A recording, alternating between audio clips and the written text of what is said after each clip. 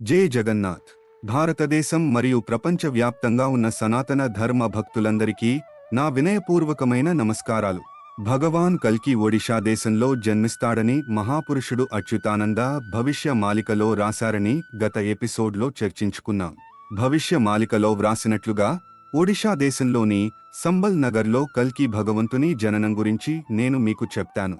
ఇంకా మహాపురుష్ అచ్యుతానంద రచించిన జై ఫూల మాలిక అనే గ్రంథంలో అతను ఇలా వ్రాశాడు. ସେହି ବେଳ କାଳ ଜାଣି ଓଡ଼ିଶାରେ ପ୍ରଭୁ ଜନ୍ମିବେ ପୁଣି ଲୋ ଯାଇ ଫୁଲଲୋ କେହି ତାଙ୍କ ମାୟାକୁ ନ ଚିହ୍ନି। ସେହି ବେଳ କାଳ ଜାଣି అంటే ధర్మ సంస్థాపన మరియు యుగ్ సంధ్యకు తగిన సమయం తెలుసుకోవడం. శ్రీమద్ భాగవతంలో యుగ్ సంధ్య గురించి వ్రాయబడింది. కలియుగం ముగిసి సత్యయుగం ప్రారంభమవుతుంది. భగవాన్ కల్కి ఆ పరివర్తన సమయంలో లేదా సంధి సమయంలో భూమిపై అవతరిస్తారు. మహాపురుష్ అచ్యుతానంద జై ఫూల మాలికలో దీనికి సాక్ష్యాలను అందించారు. సెహీ బెలక్లా జాని అంటే దుష్టులను సంహరించడానికి మరియు పెరుగుతున్న పాపాన్ని నాశనం చేయడానికి సరైన సమయం తెలుసుకోవడం, బాసుమాతని రక్షించడానికి సరైన సమయం, అర్థం భూమి మరియు ధర్మం. ఒడిశా రీ ప్రభు జన్మిబీ పుని అంటే భగవాన్ కల్కి ఒడిశాలో జన్మిస్తాడు. మరి ఏం జరుగుతుంది? కెహీ తాన్కా మాయకు నా చిన్హి అంటే భగవాన్ని అందరూ గుర్తించలేరు. భగవాన్ కల్కి ఇప్పుడు ఒడిశాలో అవతరించిన ఈ ప్రశ్న మీ మనసులో ఉండవచ్చు. తరువాత లక్షలాది మంది ప్రజలు ఆయన వద్దకు వచ్చి తదనంతరం ఆయన భక్తులుగా మారలేదా? చూడండి, ఇది సాధారణ విషయం కాదు. బృందావన్లో భగవాన్ కృష్ణ తన లీల ప్రదర్శిస్తున్నప్పుడు అక్కడ 16,000 మంది గోపీ గోపాల్ మాత్రమే ఉన్నారు మరియు అతనిని గుర్తించగలిగారు. సంఖ్య అంతకంటే కొంచెం ఎక్కువ కాదు. ఎందుకంటే భగవాన్ కృష్ణుడు భూమిపైకి అవతరించడానికి చాలా కాలం ముందు ఇది గ్రంథాలలో వ్రాయబడింది.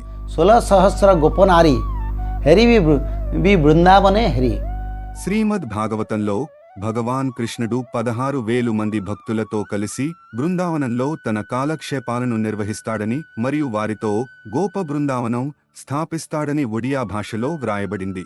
కాబట్టి ఈ సంఖ్య 16,000 కంటే ఎక్కువ కాదు. భగవాన్ కల్కి మరియు భగవాన్ వద్దకు ఎవరైనా రాగలరో వారిని భక్తులుగా స్వీకరిస్తారని మీరు అనుకోవచ్చు, కానీ అది ఎప్పటికీ జరగదు. వచ్చిన భగవాన్ కల్కి అందరినీ తన భక్తునిగా అంగీకరించడు. అందరూ ఆయన నివాసానికి వెళ్లి ఆయన దర్శనం పొందలేరు. అందరూ భగవాన్ను తమ కళ్లతో చూడలేరు. ఎవరికైనా విధి ఉంది. విశేషమైన వారు మాత్రమే భగవాన్ కల్కిని చూడగలరు. మాలికలో మహాపురుషుడు వ్రాసినది అదే. కేహీ తంక మాయకు న చిన్హి. భగవాన్ కల్కి ఖచ్చితంగా వచ్చి 4 సంవత్సరాల వయస్సులో తన కమ్యూనిటీ సుధర్మ మహాసంఘాన్ని స్థాపించాడు. కాని అందరూ అర్థం చేసుకోలేనంత మాయను సృష్టిస్తాడు. ఆయనను చూచినా వారు అజ్ఞానులుగానే ఉండిపోతారు.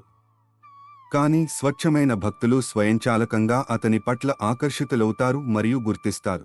కాబట్టి భగవాన్ యొక్క అద్భుతాలు అలాంటివి. దాని గురించి మహాపురుషుడు ఇలా వ్రాశాడు. చోరప్రాయే అంభే ఓహమోహని భ్రమీవు చేతా కోరాయివా పాయి చాహి జక జక నిందుథివే లోక సత్య కియే ప్రభు హోయి. మహాపురుష్ అచ్యుతానంద తన తేరా జన్మ సరణ్ అనే గ్రంథంలో ఈ విషయాన్ని నిరూపించారు. భగవాన్ కల్కి చాలా మాయను సృష్టిస్తాడని, దానిని అందరూ అర్థం చేసుకోలేరని ఆయన పేర్కొన్నారు. భగవాన్ భూలోకంలో సంచరిస్తూ భక్తులను కలుస్తాడు, కాని అతని భ్రాంతి కారణంగా అందరూ ఆయనను అర్థం చేసుకోలేరు. మహాపురుషుడు వ్రాసినట్లే చోరప్రాయే అంభే ఓహమోహని భ్రమీవు. లెక్కలేనన్ని విశ్వాల భగవాన్, మొత్తం విశ్వ అభివ్యక్తి యొక్క భగవాన్ తన కోరికతో సృష్టిని తీసుకురాగలడు లేదా అసంఖ్యాక విశ్వాల రద్దును బలవంతం చేయగలడు, మొత్తం మానవాళిని నిర్మూలించగలదు, సమాజంలో శాంతిని తీసుకురాగలదు మరియు పూర్తిగా కొత్త నాగరికతను సృష్టించగలదు. అయితే సర్వోన్నత భగవానుడు దొంగలా ప్రపంచాన్ని తిరుగుతాడు.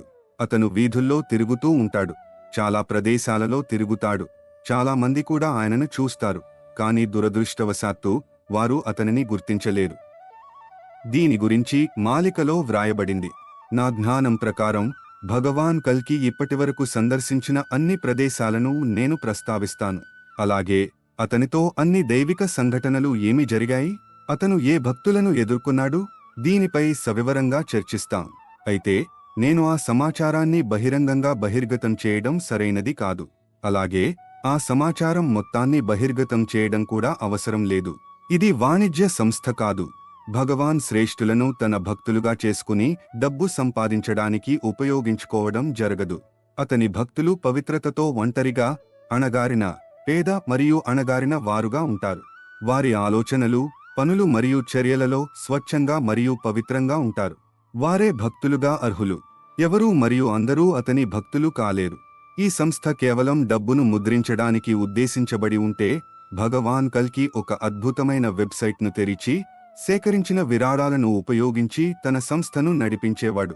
కానీ ఆయన ఎప్పటికీ అలా చేయడు. భక్తులు స్వయంగా ఆయన వద్దకు వస్తారు. ఇది కూడా క్లిష్టమైన మరియు వర్గీకరించబడిన విషయం, మరియు దీని గురించి ఇంతకంటే ఎక్కువ మాట్లాడటం సరికాదని నేను భావిస్తున్నాను. భగవాన్ మాయను సృష్టిస్తాడు. అతను మొత్తం ప్రపంచాన్ని, భారతదేశం యొక్క మొత్తం దేశం మరియు మొత్తం ఒడిషా భూమిని తిరుగుతాడు.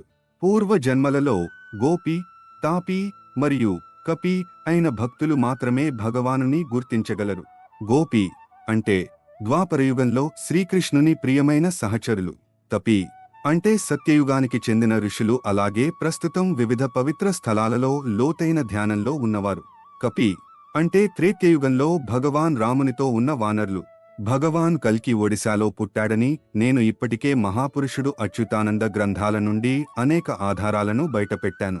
అదనంగా మహాపురుష్ అచ్యుతానంద భగవాన్ కల్కి జన్మస్థలం ఒడిషా అని నిరూపించే ఇతర గ్రంథాలలో వివిధ పద్యాలను కూడా వ్రాశారు.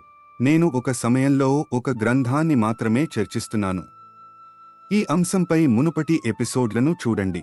పంచశాఖలు ఒడిషా యొక్క పవిత్రమైన సంబల్ నగర్ గురించి స్పష్టంగా మరియు విపులంగా వర్ణించారు. భగవాన్ కల్కి జన్మస్థలం యొక్క ఖచ్చితమైన స్థానం గురించి ఇది మరింత సాక్ష్యంగా ఉంది. జై జగన్నాథ్, జై బలభద్ర, జై సుభద్ర, జై అచ్యుతానంద.